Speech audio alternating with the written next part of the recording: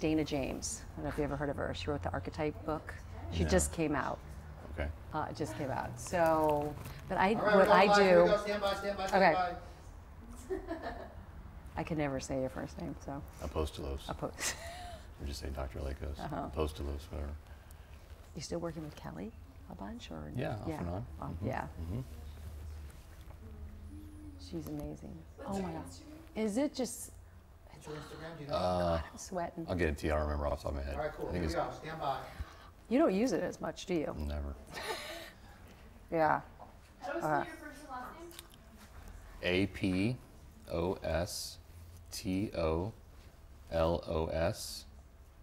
And last name is Lekkos.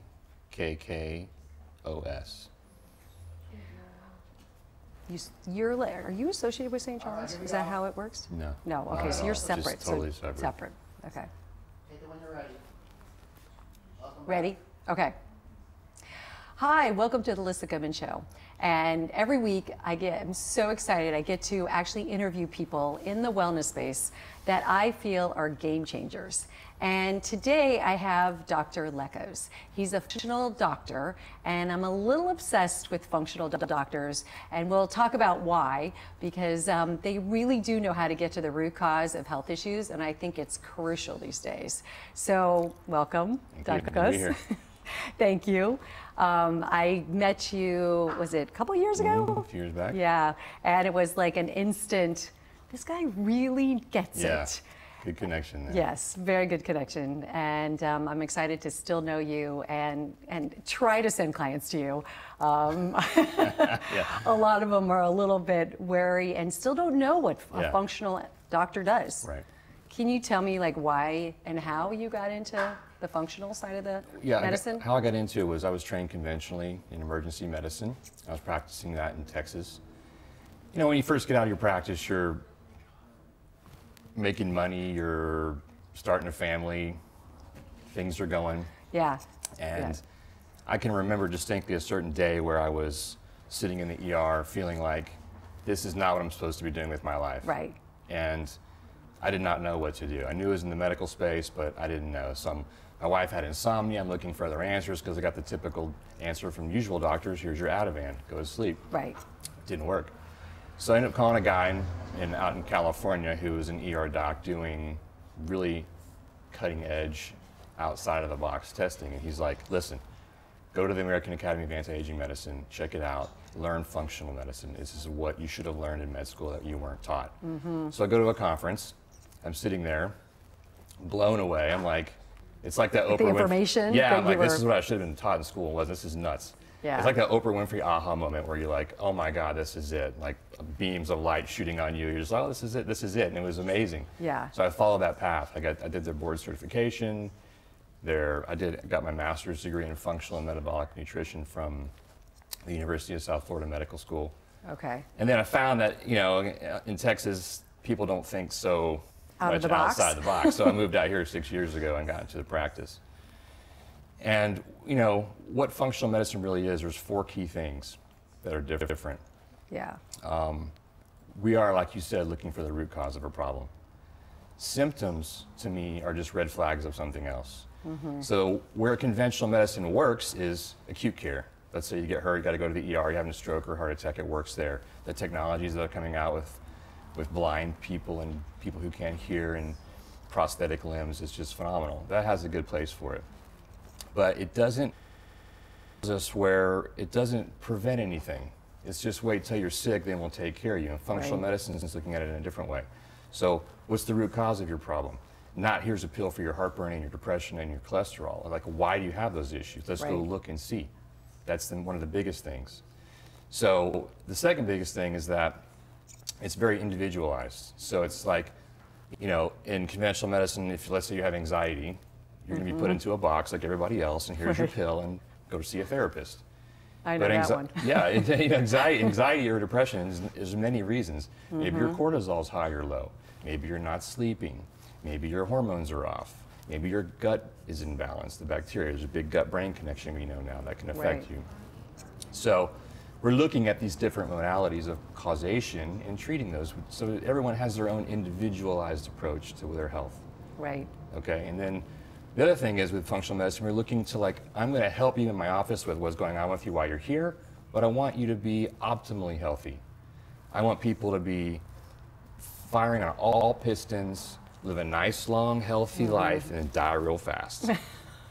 Interesting. Not Oh, chronic not suffering chronic where you're suffering, like okay. just not enjoying Right. while you're here on the planet. Yeah, So, you want them to thrive. And exactly. You know. So I'm like looking at all these other things that you're not even thinking about when you come see me. So the other thing we look at is, like you said, all the questions I ask. We will look at your environment, your lifestyle. So what kind of water do you drink? What kind of air are you breathing? do you actually ask those questions? I will. You will. You know, Huh, where do you I love work? that. Where do you work? What's your environment like? Yeah. Are you near an airport where there's lots of gas fumes and other things? So we look at Or your house environment, if Yeah. it's, you know, just where do you exactly. live? Is You it got too old much or- carpet, lead paint. Is it old? Exactly. Are you drinking tap water? How are you sleeping? How are you exercising? Right. What's your stress level? How do you deal with that stress when you have it? You know, ask questions of your birth. Were you born Yeah. transvaginal C-section? That's my favorite. And we're knowing because it helps. I learn about your gut right there. Yeah. And were you breastfed? You know, do you eat organic food?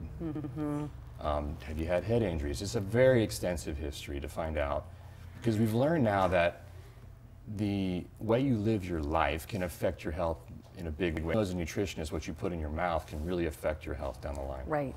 So, you know, it's more about learning how to change your lifestyle to make your health optimal.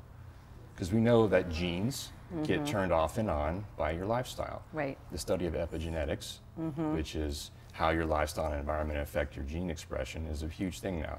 Right. We used to think, oh, you got this gene, I'm sorry, You're done. you're done, you're dead. Yeah. Not anymore. Because it's actually probably about 15% influence. Small percentage. Not as much as you overall. think. Yeah. So, you know, your genes are getting turned off and on all day.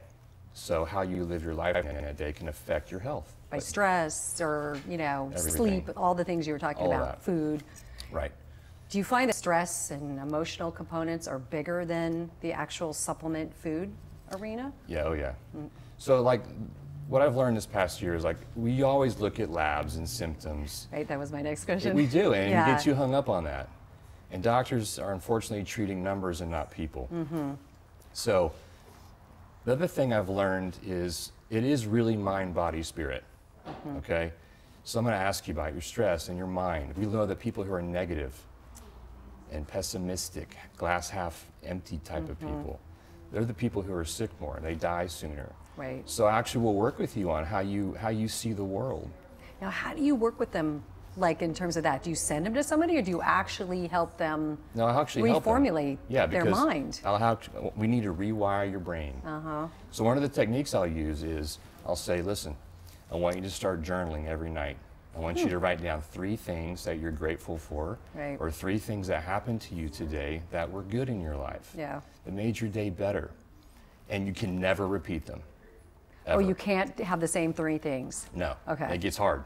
That does get hard. It's real hard. So what you end up doing is you go through your day and you're kind of looking around for good stuff. And it can be stupid things like a flower you saw passing by, or a cool looking cloud, or you made someone smile in the elevator, or someone smiled at you. Yeah. You know, and so you start to write these things down, and then you go through your day kind of thinking a little differently, Yeah. looking for those things. So I make you bring your journal in. I'm going to check every day. Oh, I love that. Yeah. So I hold you accountable to that. You know, so that's a big, big thing. Right. The other thing I'm looking at is more spirituality. And that's totally left out of medicine. Yep. I left it out. So I've learned, like, how are you going to connect with yourself? Yeah. Start meditating. Is that what you do? How do you Yeah. connect with yourself? I do a program called Brain.fm. Okay. I've never heard of that. Brain.fm is like an app you can get, and it plays. It's not It's on your phone? It's not binaural beats. It's a step above that. Okay. And it plays music, and these sounds are played hidden underneath the music, and your brain waves kind of sync up with what you're hearing. Okay. Put you into this meditative type of trance thing. Did you see the Heal documentary by chance? No. No, okay. Because they had some of that in there. I was just curious if it was the same thing.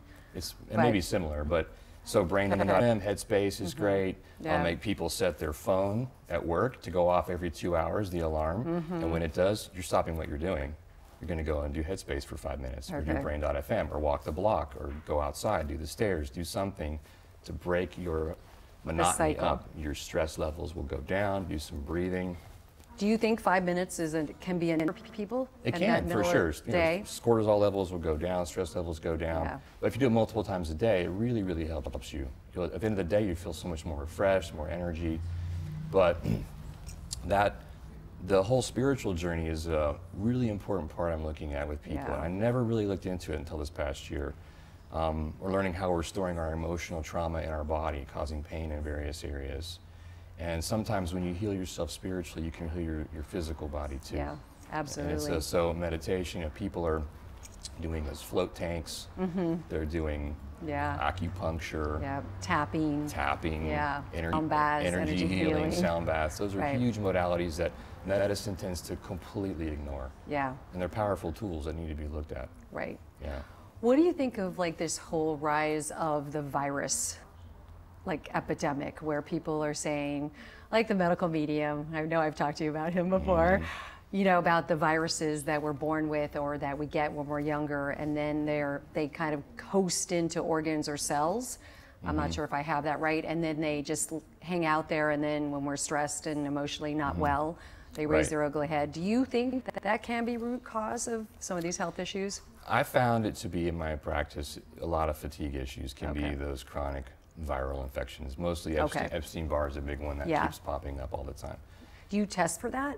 Yeah, I'll test for Epstein-Barr reactivation Okay. for sure, especially if you have fatigue issues. Okay. Yeah. And what do you, when you do, your tests are really thorough. I Yeah. love them. But, you know, are there, like, what are the best tests these days? Because everyone is always asking me when I go to a functional medicine or when I even go to my regular doctor, what do I ask for? I mean, the regular doctors, their eyes are going to glass over with some of these tests that you take. Right. But what do you love the most? So there are, like you said, lots of companies out there that do out-of-the-box testing.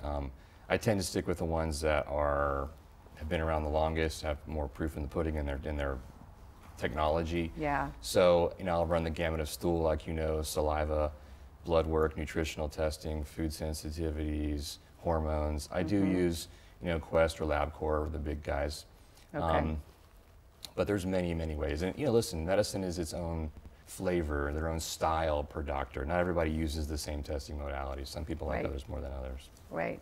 This food sensitivity test, it's becoming very like rampant. How do you feel like when people get that food sensitive test, is it really accurate? That's a good question, and it's a really debate question. Right. So it's like some people think it's gold, and some know. people are like, no, this is totally nuts. So I find that if something really lights up big on the test, then yeah, you probably have an issue with that. You really do. And then sometimes So patients... it's in the red, right? It's really yeah, in it's the red. red. It's really high Okay. levels, and I would probably think that's legit. I love Cyrex Labs. They're one of the best in the world. Use them a lot.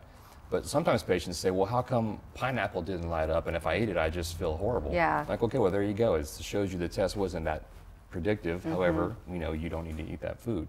Right. So it's, You look at all of them with the whole picture. correct. Because in the nutrition deficiency test or, right, vitamins and minerals and all of that. Right. I mean, there could be a lot going on there, Absolutely. but there could be a bigger issue where it leads back to the gut, right? yeah. So what's your whole take on the gut and, how to repair it? Do you have a certain, philosophy of how you like to repair gut? Because that's a It's a big one. That's a big It's one. a whole show on its own. It is. Yeah, so, we know the gut is a huge gut-brain connection. We're seeing lots of depression, anxiety related to the gut. And it's proof is like, let's say you get nervous. What happens? You get butterflies in your stomach, or, you get nauseated. Some people can't eat. There's a huge connection there. And we've learned that it can go the other way. Right. The bacteria in your gut can be off, going up that vagus nerve into your brain and make you feel off. So doing the food sensitivity testing is one thing we'll do. Eliminate gluten from people's diet, lots of times dairy too. Most people have leaky gut syndrome, which is little holes in your gut where bacteria, toxins, and things are getting through your gut lining into your bloodstream. And when those get into your bloodstream, your immune system thinks they're foreign. They're not supposed to be there, right? So you're making antibodies left and right. And after a while, your immune system gets way overrun. It's on high alert, high drive, and then it gets confused and starts attacking yourself. Right. And you got Hashimoto's, you got lupus, you got multiple sclerosis. So the gut is a big, big deal. Big, big deal. So I look at food elimination. Get rid of those foods you're sensitive to. Get you off Do you gluten. automatically like I say, will. hey, no gluten, guys. No gluten. I'm not a no fan. dairy. Not a fan of those two. Not a fan of No. those two. So I'll repair your gut. We'll look for pathogens like yeast and Yeah. parasites. Get rid of those first. Then we'll work on repair with glutamine or fish oil or colostrum, other modalities. Okay. And then we'll work on, do you need digestive enzyme support? Yeah. That's a big one too. Yeah. And then getting on a good probiotic. So that is one of the core foundations of the human body is the gut. And we're finding out more and more as research is teaching us certain strains are causing certain problems. Right. Yeah.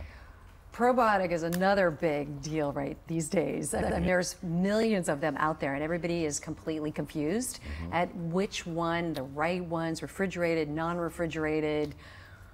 Do you have a simple take on that? Yeah, that's a big one too. So yeah, listen, I've learned through the years trial and error what Yeah. seems to work best, and I have the ones that I like. You know, and some are refrigerated and some aren't. Okay. You know, the key is here is you want a probiotic that has multiple strains. So you look on the label. You don't want to buy one that has 1, 2, or 3 strains. You want Yeah. to have at least 4, 5 to 10. Okay. And I like a dose of about 100 billion a day. Okay, I do too. That's my dose. People look at me like, what? Yeah, that's a lot. You don't absorb all that, do you, really? Not necessarily, no. We know that kind of goes through you. But another key thing is when you take it. So I like patients to take it at bedtime. Interesting. Okay, so maybe you're the one I got it from because I've been telling people before bed as well. Yeah. And the norm is in the morning. It's the norm in the morning, but I like to take it at night at bedtime. You got an empty stomach, you're sleeping, that's when your body's repairing and regenerating, things are detoxifying. So Right. I like to take it then. Yeah. You're not gonna have food for hours and hours. So let your probiotics kind of do their thing while they're in the gut. Right. So what's your take? You know, I'm a big juicer. I got Todd juicing like Oh yeah, crazy. I know. And what is your take on green juices? And have you? I mean, you've heard about the big celery juice craze and across America. I like veggie juicing. Yeah.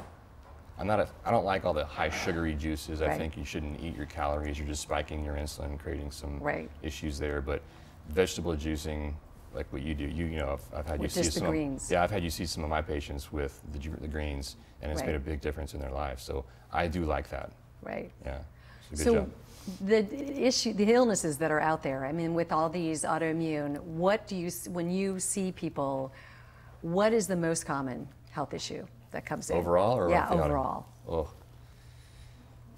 probably gut stuff. Okay. I would think. Digestive. Digestive issues, bloating, Okay. a lot of fatigue and hormone. I mean, I see the gamut. Really, Right. it's pretty spaced out pretty evenly, but I would say mostly GI things. And the GI things are they mostly coming from, you know, on high alert and stress and overdrive? Like, That plays a big factor. We know when your cortisol's high and you're stressed out, you will change your gut bacteria. Yeah. Your stomach acid changes. And then when those things change, like you don't make enough stomach acid, you're going to tend to get something called SIBO, small intestinal Right. bacterial overgrowth. And I see that all the time. I know, that's really on the rise. Yeah. And most regular doctors don't even test for that. No, they don't. So, Yeah. well, I could talk. I mean, we just like scratched the Scratched the surface, surface. which is so sad. But you know, anybody who wants to see a really good doctor who lives in LA, I would totally recommend having them come see you Appreciate because it. I mean, just the time that you take with people and how much you care about them. Like intimately, you feel, you know, you get to know their lives and Yeah. they trust you. Yeah. And they tell you things that they might not tell They do. other people. They do, and it's so rewarding. I mean, I tell you, I've been so blessed. All my patients are amazing. I feel such a good friendship connection with them. It's Yeah. not just like you're in and out of there. It's Exactly. like, I love it. You just do great. have this connection. So if you had to sum up your mission in one word, what Wow. would it be?